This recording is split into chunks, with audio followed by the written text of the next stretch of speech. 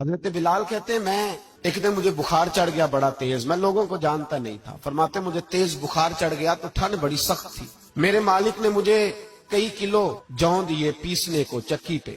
کہتے میں بیمار تھا تو میں نے کچھ دوائی لی جو اس وقت موجود ہوتی تھی، تو میں نے ایک لحاف لیا، دودھ پیا تو مجھے نیند آ گئی۔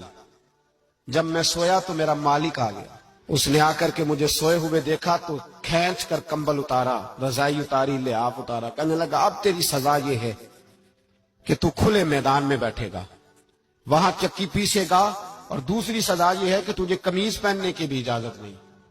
حضرت بلال کہتے ہیں تیز بخار، ٹھنڈ کا عالم، اور جب میں چکی پیس رہا تھا تو رو رہا تھا، اور میں پوچھ رہا تھا خدایا ہمارے نصیب، اللہ ہمارے مقدر۔ سیدنا بلال حبشی رضی اللہ تعالیٰ عنہ فرماتے ہیں میرے دروازے کے قریب سے رسول پاک گزرے اور مجھے ہائے ہائے کرتے دیکھا تو دستک دی۔ میں نے کہا کون ہے؟ دروازہ کھلے، آ جاؤ۔ محبوب اندر آئے تو پوچھنے لگے کیوں رو رہے ہو؟ تو میں نے کہا جاؤ اپنا کام کرو، یہاں دکھ سارے پوچھتے ہیں مداوا کوئی نہیں کرتا۔ کہتے ہیں میں نے سخت جملے کہے معاذ اللہ، حضور چلے گئے، اور جب حضور جا رہے تھے تو میں کہہ رہا تھا بس جا رہے ہو نا، میں نے پہلے ہی کہا تھا جاؤ۔ کہتے ہیں قربان جاؤں، تھوڑی دیر گزری تو اللہ کے رسول کے ہاتھ میں گرم دودھ کا پیالہ تھا، کھجوریں تھی، حضور تشریف لائے اور کریم رسول نے مجھے کھجوریں دی، دودھ پلایا اور کہا چل جا کمبل میں بیٹھ جا۔ تو میں نے کہا چکی کون پیسے گا، وہ تو بڑا مارے گا۔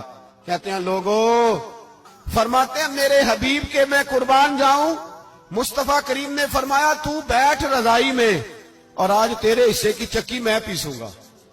کہتے ہیں ساری رات حضور چکی پیستے رہے، سویرے میں اٹھا اور میرے حبیب پاک نے مجھے وہ سارا کچھ دیا اور خود چلے گئے۔ اگلی رات پھر آئی تو حضور پھر آ گئے، مجھے پھر رضائی میں لٹایا، دودھ پلایا اور ساری رات چکی پیسی۔